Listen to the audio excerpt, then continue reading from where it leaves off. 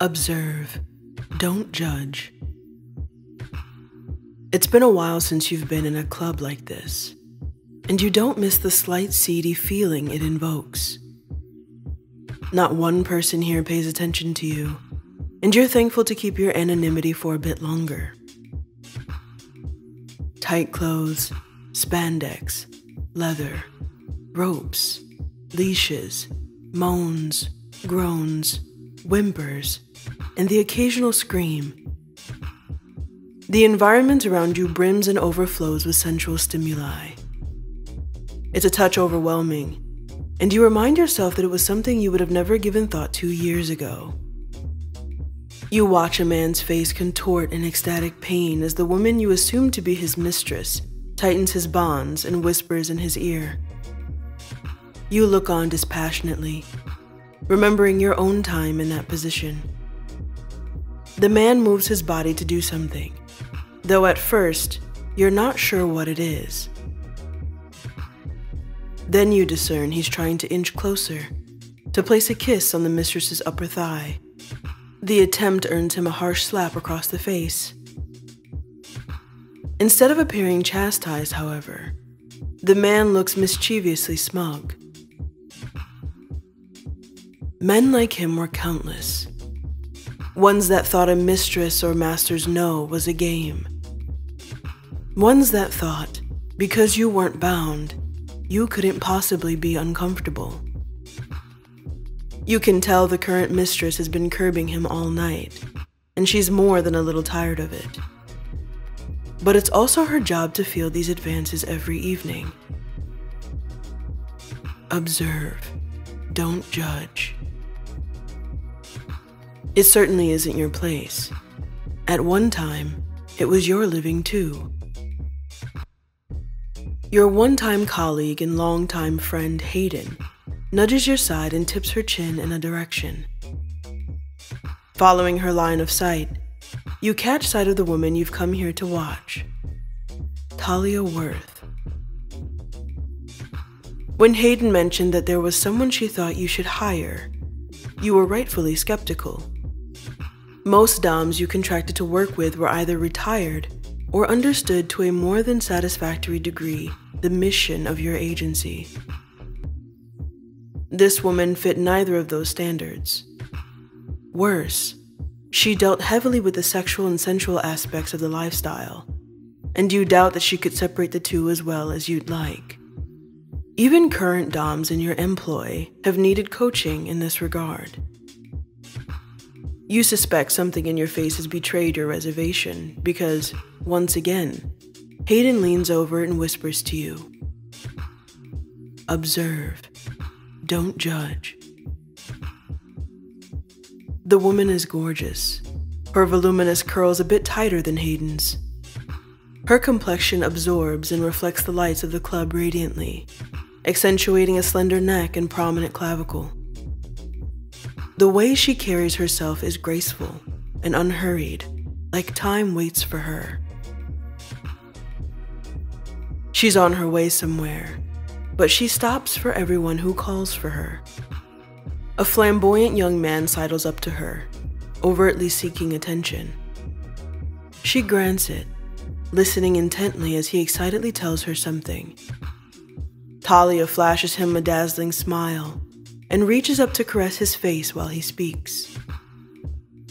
Her wandering hand moves into his short cropped hair, scratching his scalp lightly. You recognize the touch as more loving than sensual, and guess that their relationship extends beyond the club setting. It's further contrasted when another man, slightly older than the first, also comes up. She turns her attention to him, and you try to read his lips as he talks to her. You can't decipher it, but whatever it is, it's meant to prompt a response. A second later, the man is being pushed against the nearest wall. Taliyah's stark black pumps help her tower over an already short man, and he looks giddy at the position he finds himself in. She crowds his space, but keeps body contact minimal. One lone finger skates down his face, the manicured nail raking across his bottom lip once it arrives at that point. She must be speaking words he wants to hear, because the man's gaze is riveted to the mouth in front of him. The obvious teasing comes to a head when she finally presses her full body flush against his, but keeps her lips mere centimeters from his. The man's head immediately shoots forward to capture her mouth with his, but she dodges the advance, much to his frustration. She throws her head back in triumphant laughter, moving away from him a second later. You shoot Hayden an exasperated look, and sheepishly, she says the words, "Observe, don't judge." It's hard not to, however. Taliyah knew how to capture her attention and keep it. She embodied the visage of a club mistress perfectly, and probably starred in more than a few fantasies of both men and women alike.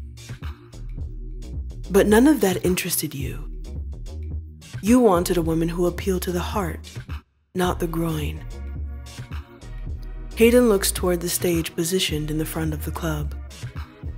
A show you have very little interest in seeing is about to start. You ask where she thinks Taliyah might be off to. Perhaps a show of her own? She's disappeared from the common area. Hayden goes off to ask someone who would know the schedule for the night. You wait for her to return, but recognize agitation creeping up your spine. You're missing the comfort of your house, the disparity between it and the club striking. Of course, you scened within the walls of your home, but there was a distinct difference between the activities that took place. A moment later, Hayden returns with information. Taliyah was booked for a show, and it was public, but the booking client had left the scene preference checklist blank. Instead, the client had checked the box saying mistress's choice. Alarmed, you ask Hayden what she thinks you both are about to see. If a client was choosing that, you could only imagine what absurd boundary-pushing scene they wanted. You weren't the type to yuck another's yum, or kink shame.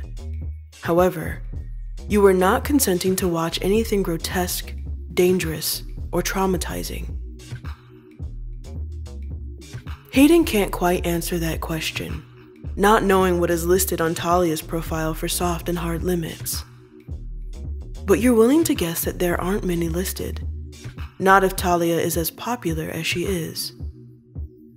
Observe, don't judge. You give your friend a sharp look, not wanting to hear those 3 words out of her mouth anymore tonight. If you did, the frayed pencil-thin hold you had on your patience was going to snap. Instead of responding to the insinuated threat, Hayden begins pushing you toward the back of the club, where the showrooms are. Your reluctance is all too apparent, but you allow her to drag you toward one of the last rooms in the long hallway. The blinking green light on the panel installed on the door indicates that there are less than 60 seconds to join the audience inside. The 2 of you enter the near-dark room where the audience is held. Except, as you look around, you notice there is no audience. Only you and Hayden are in attendance. Hayden remarks on it as well, citing that the unknown nature of the show is likely to blame. Couple that with one of the best exhibitionists in the club being on the main stage right now, and it was no wonder the room was barren. There is only one other in the vicinity, and that's the security guard, partitioned off in a booth between this showroom and the next.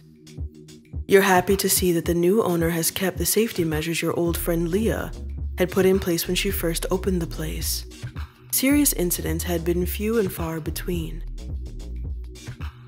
The audience is separated from the playroom by thick, tinted glass, meant to give the dominant and submissive a semblance of privacy. You 2 sit as you hear the one-way lock on the door click into place. Dim, warm mood lighting is raised in the playroom. and you see Taliyah sitting in a large, high-backed chair, her long tan legs crossed. She's waiting for the client to come in, her face poised and her body language calm. You watch a worker enter the room and step to the side, gesturing for the client to come in. When they do, your eyebrows shoot toward your hairline. Hastily, you lean over and ask Hayden in a whisper if the age requirement for the club is still 21.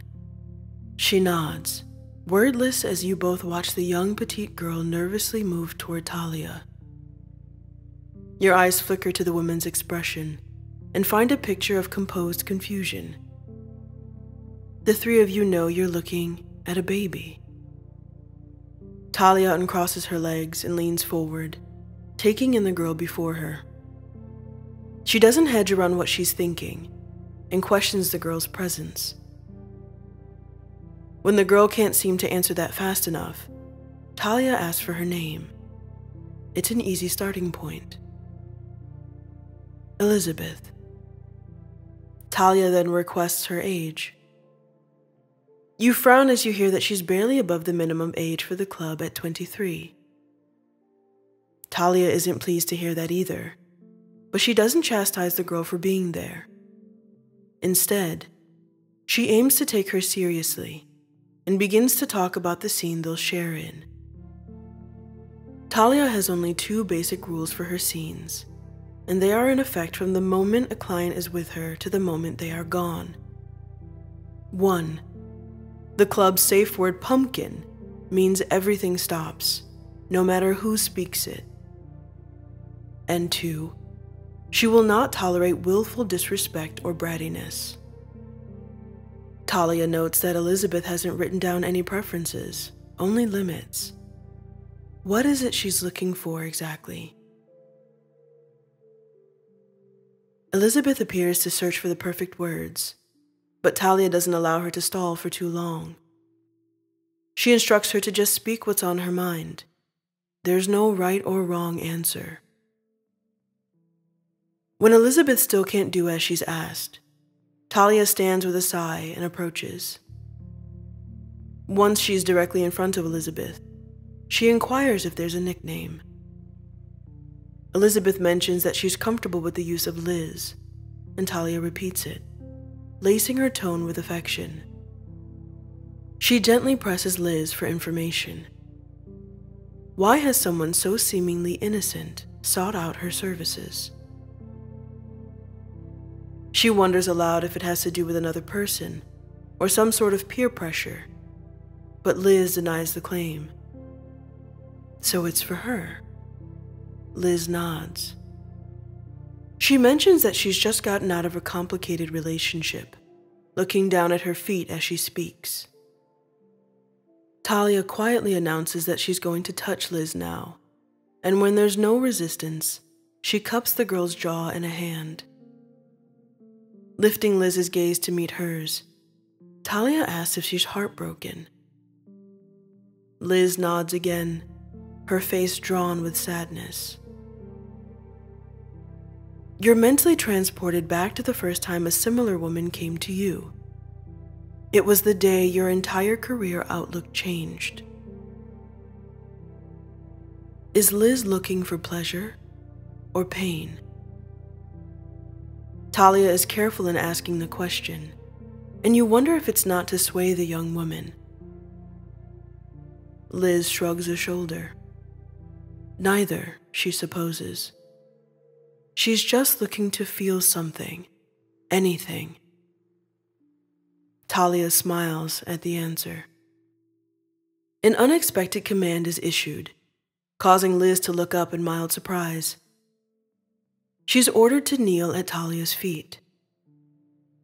She appears to hesitate at that briefly, before complying. Lowering herself, she rests on her knees, almost on top of the mistress's heels.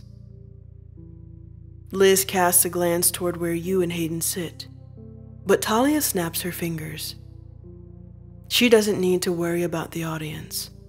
She only needs to worry about the woman in front of her. You watch an expression pass over Liz's face, but a second later, it's vanished, and she lowers her head. Taliyah considers her for a moment, gazing upon the girl's head. A bent finger slides underneath Liz's chin, and when Liz's eyes meet hers, she states that she needs to know about the girl's experience level. In an almost inaudible voice, Liz simply says that she's unfortunately had a lot. You and Hayden glance at each other. You have an idea what she means, and it makes you uneasy. Taliyah's face betrays nothing. However, she clarifies that she's not talking about sex, and she doubts anything sexual is what the girl needs. But if Taliyah wants to push Elizabeth, what should she expect in return? Liz watches her mistress for a moment, then softly admits that, depending on how hard Taliyah pushes, she will likely push back. You're impressed by the level of self-awareness the girl possesses, as is Taliyah. She gives a deep chuckle, her sultry voice ringing out in the silent room. She's pleased by the answer. Leaving Liz kneeling on the floor, she goes to the spanking horse located on the far side of the room. Lifting it to its wheels, she moves it to the middle of the room, right in front of the girl's nose. Calmly, Taliyah instructs Liz to get up and straddle the horse, facing the audience. Liz looks at the horse, then over to Taliyah, unmoving. Taliyah stares back, waiting patiently. After a short time, she reassures Liz that she can trust her. The soothing words finally spur Elizabeth to do as she's told. Liz has opted to wear a long black mesh button-up top that falls to her mid-thigh and leaves little to the imagination, revealing the black lingerie she wears underneath. She goes to remove it, but Taliyah stops her at the top button with a shake of her head. Instead, she helps Liz onto the apparatus. Once she's situated on the horse, her limbs are strapped in and the bindings are tested. Satisfied, Taliyah leaves her side to peruse the expansive wall of implements. She's looking for something specific, and when she sees it, she grabs a flogger. Returning to Liz, she alerts her that she's going to warm her up, and then proceed from there. Liz nods in understanding, and Taliyah begins. As you watch her, your mind drifts away from the scene a bit. Spanking is the safest and easiest thing to do for someone who seems unsure, and you give credit where it is due. Something is different about Elizabeth, though, and if you can tell, you know Taliyah can. It's as if the girl is familiar and yet unfamiliar at the same time. The soft leather flogger falls, and you watch Elizabeth's face remain passive. That is until the warm-up is over, and Taliyah switches to a heavier flogger. It doesn't take much time then for the sting to contort Liz's attractive features. You can see Taliyah start to zone into her role, and her demeanor begins to shift from considerate to demanding. It's intriguing to watch the dynamic between them begin to form and take shape.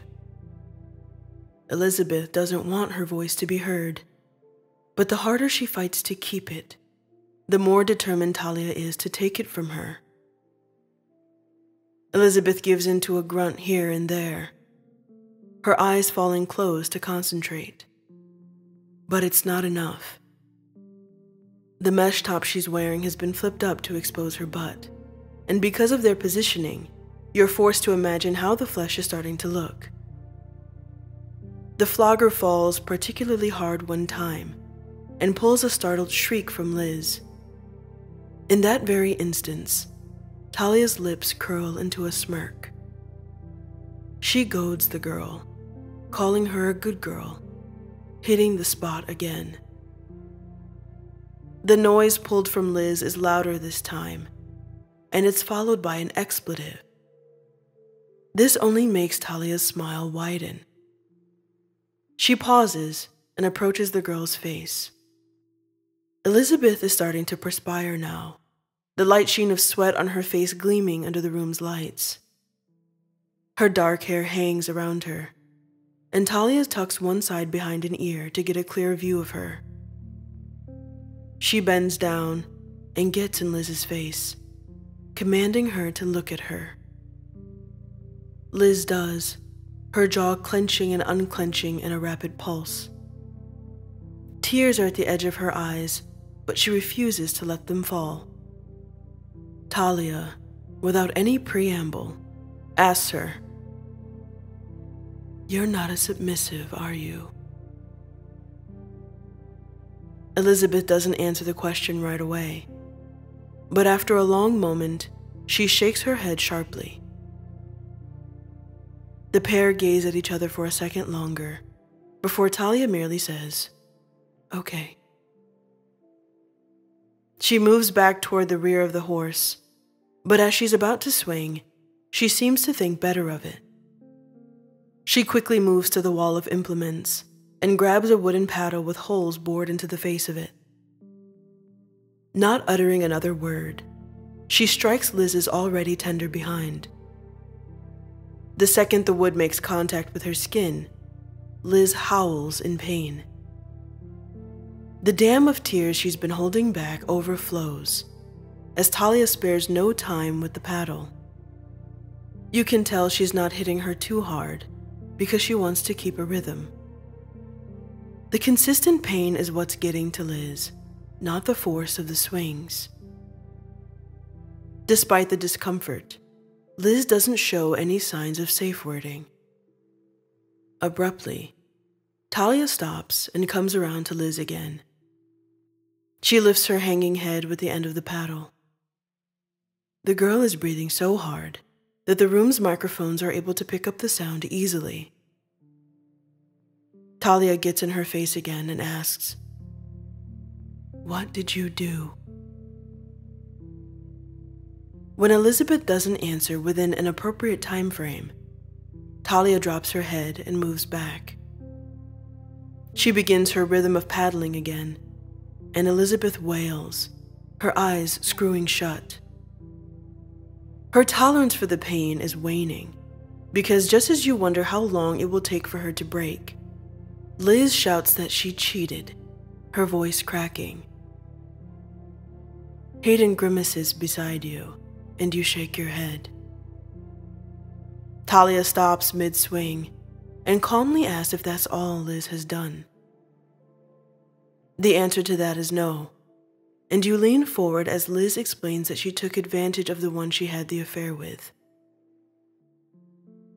The mistress places the paddle down and crosses her arms, staying out of sight behind the girl. Safe, sane, consensual. Which of those did Elizabeth violate? Liz cries as she confesses that she wasn't sane, and it led to an unsafe situation with her partner.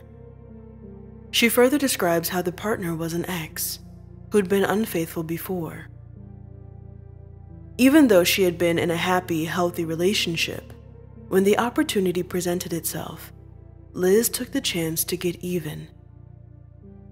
Taliyah questions if the partner had been seriously injured. Liz says no, that she was able to stop herself before it got there. But by that point, both she and her ex understood that a line had been crossed. Now, neither relationship was salvageable. The pain in Liz's voice moves you emotionally, even as you understand that logically, the events are her fault.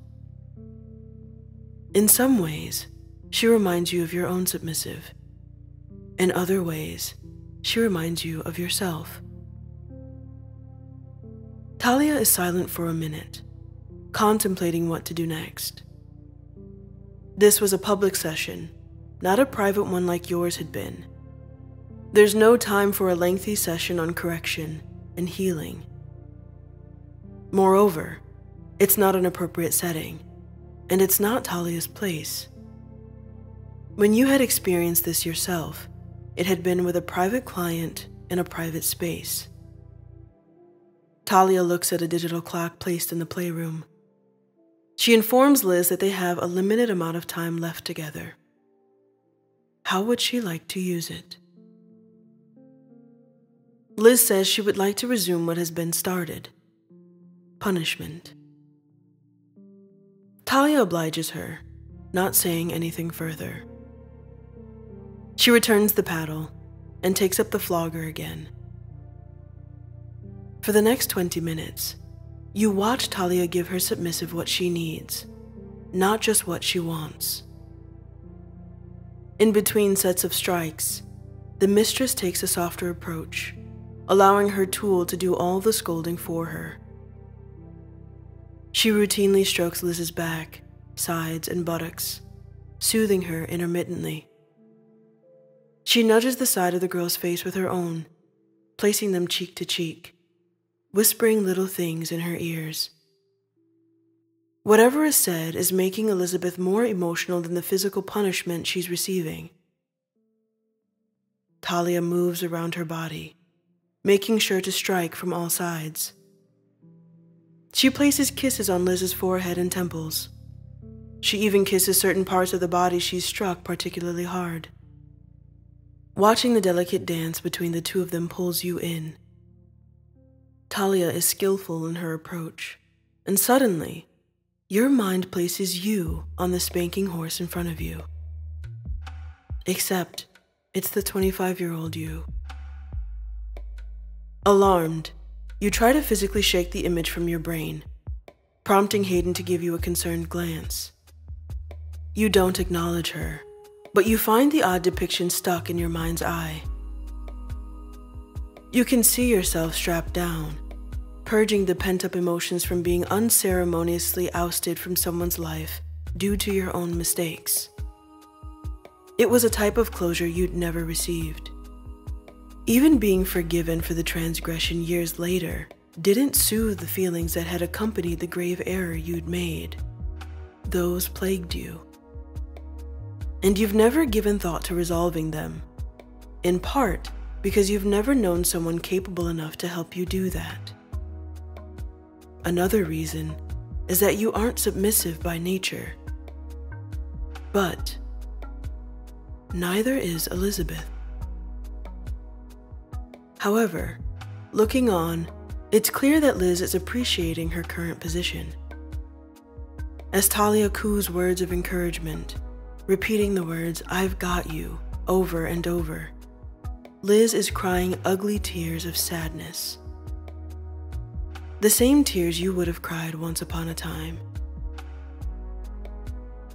Unexpectedly, you want to give the two of them privacy in the last few minutes of their session. It's what you would want. You tap Hayden on the leg and motion for the door. Puzzled, she indicates the time on the clock visible to all of you. But you shake your head. You want to leave. You aren't waiting around to speak with Taliyah.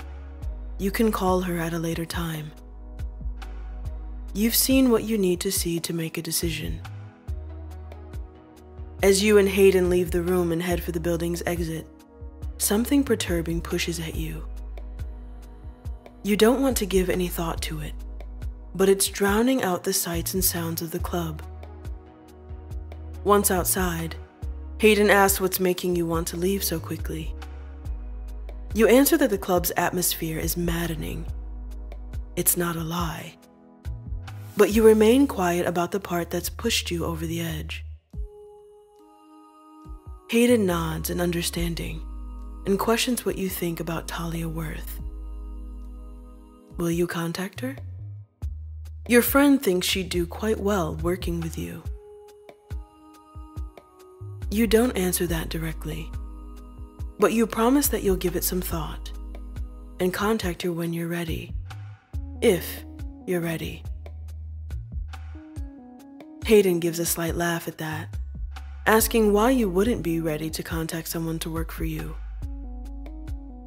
You don't know what to say to that, nervous that you'll betray your thoughts. So you opt to make a joke about your control issues, saying that you're wary of who you work with. She shrugs and supposes she knows this about you, smiling as you two get into your car.